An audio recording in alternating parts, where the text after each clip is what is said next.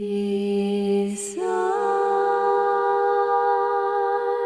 still waters, beside still waters. Hi folks, well in today's meditation we're on to the part of the verse that talks about God's everlasting covenant, and the concept of covenant for some people is a strange one, but I'm going to talk about it in a moment. But I thought first of all, since I'm up in the Blue Mountains, I would let you see this before I record the rest of the talk. And if you turn around here, you see the three sisters. We see the rocks there, and if I was to turn it round, in fact let me just do that, let me just turn it round for you. You can see over there more rocks and everything else. Now, why am I doing all of that? Because God's covenant is one that, like these rocks here, you can see them over here. I mean, even the rocks are not going to last forever, but God's covenant is rock solid.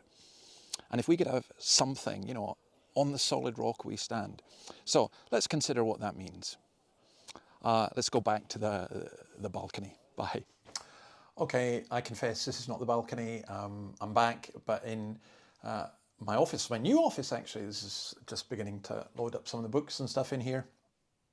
As the work is growing, we needed more space, so we've moved just across the corridor.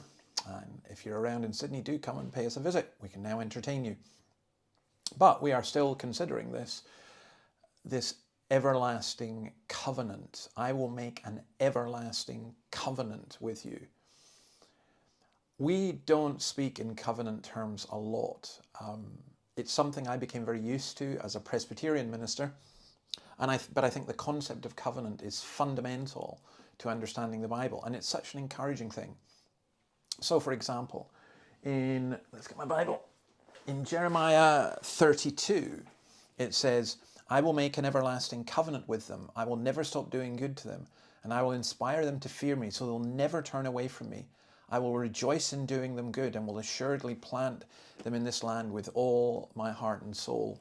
Now, the whole concept of covenant was a great king making a covenant with a lesser people. And this is God doing this with us. And I love that. I will never stop doing good to them. I will rejoice in doing them good. We think of, I was preaching on Sunday about whether we think of God as good, and he is good and he wants to do good to us. In 2 Samuel 23 verse 5, is not my house right with God? Has he not made with me an everlasting covenant, arranged and secured in every part? Try saying that. I mean, David's saying that for himself, but it's a covenant. In the new covenant, God makes a covenant with his people. It is arranged and secured in every part. When you're signing a deal for buying a house or renting a house or a car or whatever, we just recently leased a new car, and it was great to get to that final point where we signed on the dotted line and where everything was done, everything was paid for. And that's like our salvation. It's secured and arranged in every part.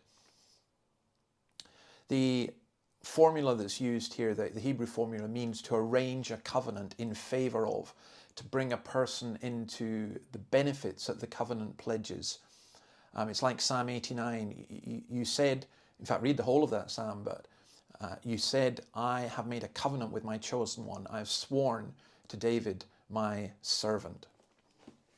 So I'm going to leave you with that, because tomorrow we'll look at what the faithful love involved.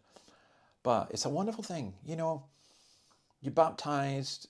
I am a child of the covenant. I belong to God. I am his and he is mine.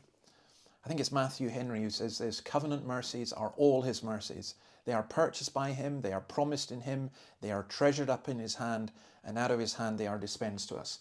That rock we saw at the beginning, that is less sure rather, and less certain than the covenant promises of God. So that's a great thing to remember. I will make an everlasting covenant. Listen to me. Eat what is good, and you will delight in the richest of fare. Give ear and come to me.